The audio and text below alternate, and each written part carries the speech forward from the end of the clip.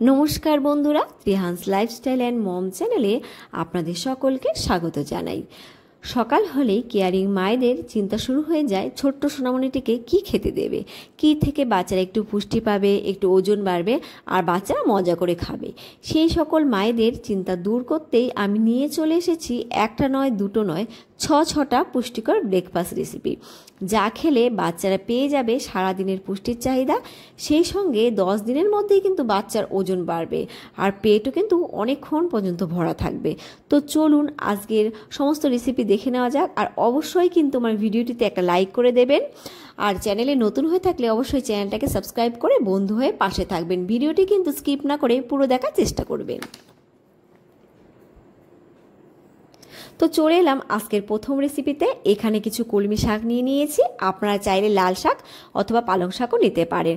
যেহেতু শীতকাল, পালং শাকটা কিন্তু পাওয়া যাবে না। আমি কিন্তু ডগা থেকে শুধুমাত্র পাতাগুলো ছিঁড়ে নিয়েছি, আর এগুলো কিন্তু আমি পরিষ্কার করে ধুয়ে নিয়েছি। এরপর আমি একটা ব্লেন্ডার জারে পাতাগুলোকে দিয়ে নেব। আর আপনারা কিন্তু চাইলে লাল শাকও এখানে দিয়ে নিতে পারেন। এরপর আমি এখানে দিয়ে দিচ্ছি একটা রসুন কোয়া, আপনারা চাইলে কিন্তু দুটোও দিতে পারেন। এরপর আমি দিয়ে দিচ্ছি দুটো গোলমরিচ, আর এটা কিন্তু অপশনাল, আপনারা চাইলে নাও দিতে পারেন। এবারে আমি অল্প জল দিয়ে ব্লেন্ডারের ঢাকনাটা আটকে এটার একটা পিউরি নিয়ে ফিরে আসছি। তো এখানে দেখুন পিউরিটা রেডি হয়ে গেছে। আর এইবারে এখানে কিন্তু আমি আটার নুডলস নিয়ে নিয়েছি। আপনারা কিন্তু বাচ্চাদের কখনোই ময়দা অথবা ইনস্ট্যান্ট যে নুডলসগুলো হয় এগুলো একদমই খাওয়াবেন না। আর এখানে কিন্তু আমি আগে থেকে জল গরম করে নিয়েছি। এইবারে নুডলসগুলো দিয়ে নিলাম, দিয়ে কিন্তু ভালো করে আমি নুডলসগুলো সেদ্ধ করে নেব।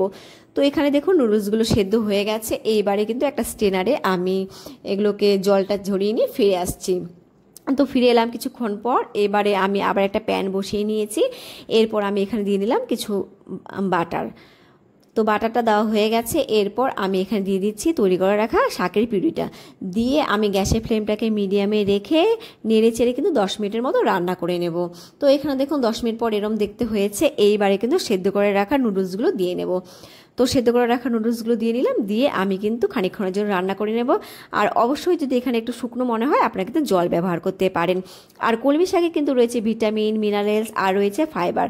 কলমি শাক শিশুর রোগ প্রতিরোধ ক্ষমতা উন্নত করে, হজম ক্ষমতা উন্নত করে, এছাড়া কোষ্ঠকাঠিন্য দূর করে। তো এখানে দেখুন একটা হেলদি ব্রেকফাস্ট তৈরি হয়ে গেছে। যে সমস্ত বাচ্চারা শাক খেতে ভালোবাসে না তারাও কিন্তু খাবে। তো প্রথম রেসিপি রেডি হয়ে গেছে। এইবারে চলে যাচ্ছি দ্বিতীয় রেসিপির দিকে। তো চলে এলাম দ্বিতীয় রেসিপিতে। তো এখানে গ্যাসে একটা প্যান বসিয়ে নিলাম। এরপর আমি দিয়ে দিচ্ছি বাচ্চার চাহিদা অনুযায়ী সাবুদানা আর পরিমাণ মতো জল। আর এই সাবুদানাগুলো কিন্তু রান্নার আগে আমি 30 মিনিট ভিজিয়ে রেখেছিলাম, এতে করে সাবুদানার তাড়াতাড়ি রান্না হয়ে যাবে। সাবুদানা কিন্তু খুব ভালো ওজন বৃদ্ধি করতে সাহায্য করে। সাবুদানা কিন্তু প্রচুর ক্যালোরি বহুল, তাই কিন্তু বাচ্চাদের অনেকক্ষণ ধরে পরিপূর্ণ করে রাখবে। আর এখানে দেখুন আমি দুটো খেজুর নিয়ে নিয়েছি, আর খেজুরগুলোকে হাত দিয়ে চটকে আমি এখানে কিন্তু একটা পিউরি বানিয়ে নিয়েছি।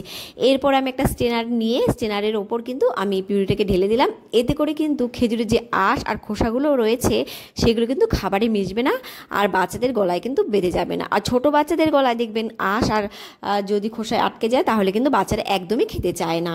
আর এখানে কিন্তু আমি সাবুদানাগুলোকে ভালো করে রান্না করে নেব যতক্ষণ না পর্যন্ত সাবুদানাগুলো স্বচ্ছ হয়। আর এই পর্যায়ে দেখুন আমি একটা মাঝারি আপেল নিয়ে নিয়েছি, এগুলোকে ভালো করে খোসা ছাড়িয়ে নিয়েছি। এরপর আমি ব্লেন্ডারের ভেতর দিয়ে নিলাম, আর দিয়ে দিয়েছি দুটো আমন্ড বাদাম। এগুলো কিন্তু আমি ওভারনাইট জলে ভিজিয়ে রেখেছিলাম, সেই বাদামটাই দিয়ে নিলাম। এরপর অল্প জল দিয়ে এটার কিন্তু একটা পিউরি তৈরি করে নিয়ে ফিরে আসছি। তো এখানে কিন্তু পিউরিটা রেডি হয়ে গেছে। এরপর আমি কিন্তু চলে যাব আবারও রান্নায়। তো আমি রান্নায় চলে যাচ্ছি, আর এখানে কিন্তু আমি চলে এসেছি রান্নায়। এরপর আমি এখানে আপেলটা দিয়ে নিলাম, দিয়ে আমি কিন্তু আরও 5 মিনিটের মতো রান্না করে নেব। আপেলে কিন্তু প্রচুর পরিমাণে পুষ্টিগুণ রয়েছে, আর আপেলকে কিন্তু শক্তির পাওয়ার হাউসও বলা হয়ে থাকে।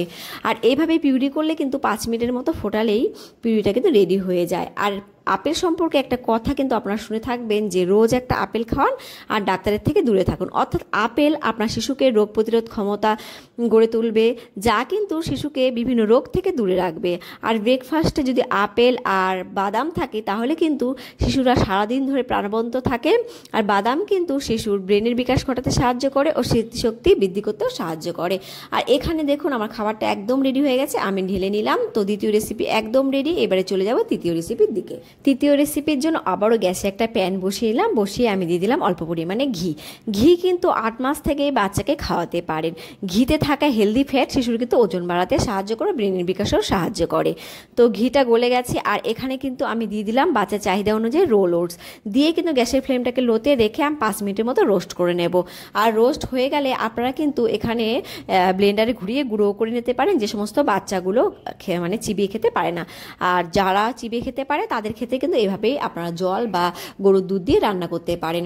এরপর আমি এখানে কিন্তু দিয়ে দিচ্ছি একটা এলাচ, আর এলাচ দিলে কিন্তু খাবারের পুষ্টিগুণটাও যেমন বেড়ে যায় তেমন কিন্তু খাবারটাও সুস্বাদু হয়, বাচ্চাদের খাবারটা কিন্তু দ্রুত হজমও হয়। এই পর্যায়ে ওটসগুলো কিন্তু 50%-এর মতো সেদ্ধ হয়ে গেছে। আর আমি কিন্তু এবারে এলাচটাকে তুলে নেব, নিয়ে আমি একটা ম্যাশারের সাহায্যে কিন্তু অল্প ম্যাশ করে নেব। আর এইভাবে ম্যাশ করে নিলে যে সমস্ত বাচ্চারা চিবিয়ে খেতে পারে না তারাও কিন্তু সুন্দরভাবে খেতে পারবে। আর ম্যাশ করার পর দেখাচ্ছি কি সুন্দর একটা ক্রিমি ভাব এই ওটসে চলে আসবে। তো এইখানে কিন্তু আমি দুটো খেজুর আর কিছু কিশমিশ নিয়ে নিয়েছি, এগুলো গরম জলে 1 ঘন্টার মতো ভিজিয়ে রেখেছিলাম। এরপর কিন্তু আমি খেজুরের খোসাগুলো ছাড়িয়ে নিলাম। আর এখানে দেখুন একটা ব্লেন্ডার জার নিয়ে নিলাম, এতে কিন্তু আমি কিশমিশ আর খেজুরগুলোকে দিয়ে নিচ্ছি, দিয়ে আমি এগুলোর একটা পিউরি রেডি করে নিয়ে ফিরে আসছি। কিশমিশ ও খেজুর থেকে কিন্তু একটা প্রাকৃতিক মিষ্টি পাওয়া যায়, সেই সঙ্গে কিন্তু খেজুরের আর কিশমিশের পুষ্টিগুণও বাচ্চারা পেয়ে যায়। তো পিউরিটা একদম রেডি হয়ে গেছে। এইবারে কিন্তু আমি চলে যাচ্ছি রান্নায়। আর এখানে কিন্তু ওটস প্রায় সেদ্ধ হয়ে গেছে। এইবারে যেই পিউরিটা আমি রেডি করে রেখেছিলাম সেই পিউরিটাই কিন্তু আমি এখানে দিয়ে নেব। দিয়ে কিন্তু খুব বেশি রান্না করতে হবে না, 2-3 মিনিটের মতো রান্না করলেই খাবারটা কিন্তু রেডি হয়ে যাবে। আর আমি কিন্তু এই পর্যায়ে দিয়ে দেবো অল্প পরিমাণে গরুর দুধ। আর বাচ্চার বয়স যদি 1 বছরের নিচে হয় আপনারা অবশ্যই কিন্তু এখানে গরুর দুধ ব্যবহার করবেন না। আর সেই সমস্ত বাচ্চাদের ক্ষেত্রে কিন্তু ফর্মুলা মিল্ক ব্যবহার করতে পারেন, তবে এই ফর্মুলা মিল্ক কিন্তু দিয়ে একদমই ফোটানো যাবে না। যখন খাবারটা রেডি হয়ে যাবে আপনারা কিন্তু উষ্ণ গরম জলে ফর্মুলা মিল্কটা অ্যাড করে তারপর কিন্তু খাবারে ব্যবহার করবেন। তো দেখুন এখানে কিন্তু আমার খাবারটা একদম রেডি হয়ে গেছে। এইবারে কিন্তু আমি চলে যাব পরবর্তী রেসিপির দিকে। তো চলে এলাম আজকে চতুর্থ রেসিপিতে। গ্যাসে একটা প্যান বসিয়ে নিলাম, বসিয়ে আমি দিয়ে দিচ্ছি 1 বাটির মতো গরুর দুধ। আর এই রেসিপিটা কিন্তু 1 বছর বয়স থেকেই খাওয়াতে পারেন, 1 বছর নিচের বাচ্চার ক্ষেত্রে কিন্তু খাওয়াবেন না। এইবারে কিন্তু আমি ভালো করে দুধটা ফুটিয়ে নিচ্ছি। আর অবশ্যই কিন্তু গ্যাসের ফ্লেমটাকে দুধ ফুটে গেলে একদম লো করে দেবেন। তো এখানে দুধটা ফুটে গেছে আর আমি এখানে কিন্তু অর্ধেক পাতিলেবু নিয়ে নিয়েছি, নিয়ে আমি পাতিলেবুর রসটা দেবো আর এভাবে কিন্তু চামচের সাহায্যে নাড়বো। আর ততক্ষণ পর্যন্ত আমি নাড়বো যতক্ষণ না নীল জল বেরিয়ে যায় আর ছানাটা আলাদা হয়ে যায়। তো দেখুন এখানে কিন্তু ছানাটা আলাদা হওয়া শুরু হয়েছে, তবে নীল জলটা এখনও কিন্তু বেরোয়নি। আমি কিন্তু আরও খানিকক্ষণ এটাকে ভালো করে নেড়ে চেড়ে নেব। তো এখানে আমার নীল জলটা বেরিয়ে এসছে। এইবারে কিন্তু আমি গ্যাসের ফ্লেমটাকে একদম বন্ধ করে দেব, দিয়ে কিন্তু আমি একটা স্ট্রেনারের সাহায্যে এই ছানাটাকে সেঁকে নেব।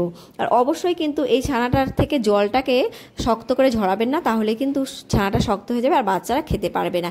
এবারে আমি প্লেটের মধ্যে ছানাটা নিয়ে নিলাম আর তার সঙ্গে কিন্তু নিয়ে নিলাম অর্গানিক জাগরি পাউডার।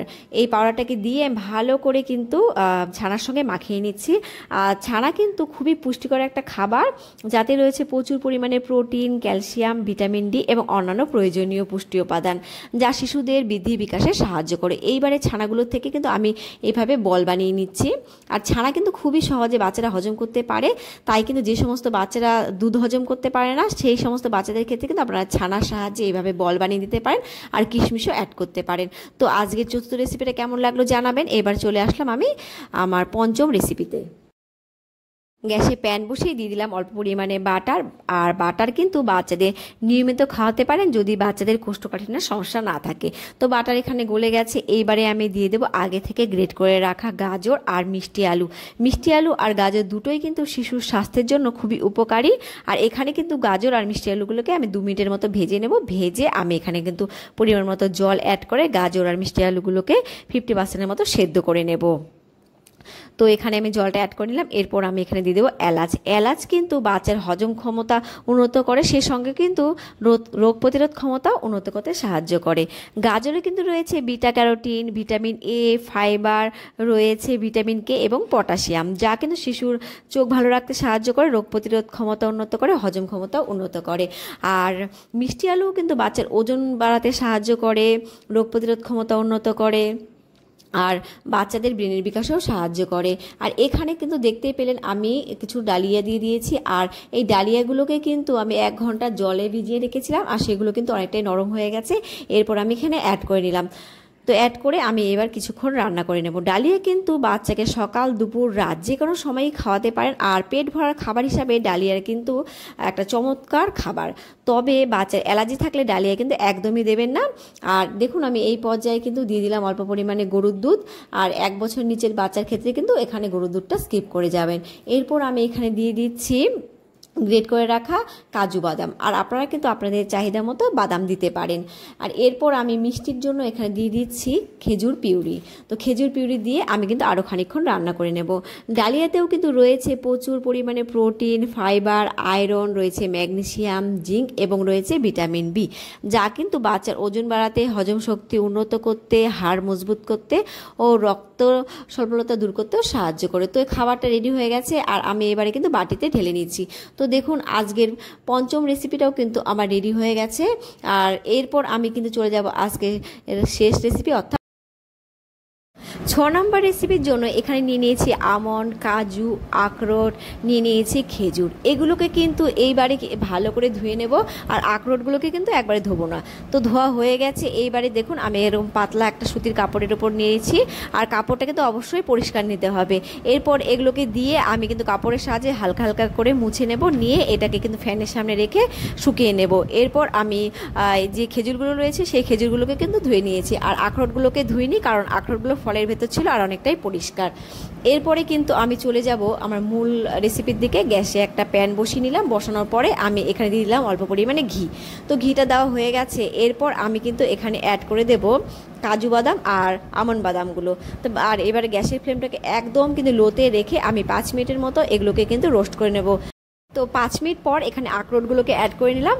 বাচ্চাদের জন্য বাদাম একটি অত্যন্ত পুষ্টিকর খাবার। এতে প্রচুর পরিমাণে খনিজ, প্রোটিন এবং স্বাস্থ্যকর ফ্যাট থাকে, যা বাচ্চাদের বৃদ্ধি বিকাশে সাহায্য করে।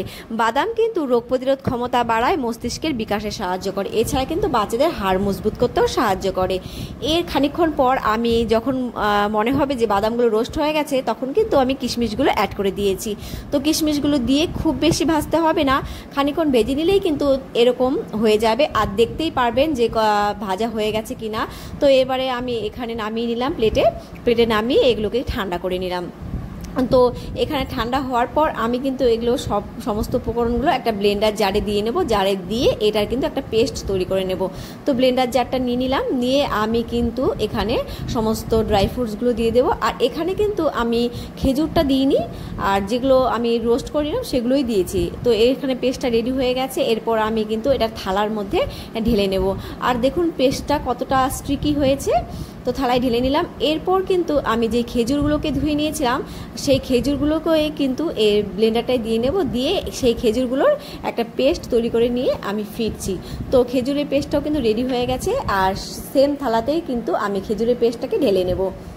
আর খেজুরের পেস্টটা দিলে কিন্তু এখানে বাইন্ডিংটা ভালো হবে, আর এই যেই ড্রাই ফ্রুট লাড্ডুটা আমি তৈরি করছি সেটা কিন্তু অনেকটাই মিষ্টি হবে। এরপর হাতের সাহায্যে আমি নাড়ুর শেপ দেব, যেমন নারকেলের নাড়ুগুলো হয়। তো এরমভাবে আমি শেপ দিয়ে নিলাম। আর এরমভাবে কিন্তু বানিয়ে আপনারা 15 দিন মতো ফ্রিজে না রেখেও স্টোর করে রাখতে পারবেন একটা এয়ারটাইট কাচের জারে। তো এখানে কিন্তু রেডি হয়ে গেছে। আর রোজ কিন্তু বাচ্চাদের যে কোনো ব্রেকফাস্টে এই লাড্ডুটা মিশিয়ে নিতে পারবেন, কোনো রকম ড্রাই ফ্রুটস দরকার হবে না, আর খেতেও কিন্তু অনেকটা সুস্বাদু হয়। এই ছিল আমার 6 রকম ব্রেকফাস্ট আইডিয়া। ভিডিওটি কেমন লাগলো জানাবেন। এই পর্যন্ত সঙ্গে থাকার জন্য অসংখ্য ধন্যবাদ। ভালো থাকবেন, ভালো রাখবেন বাচ্চাদের। Bye bye.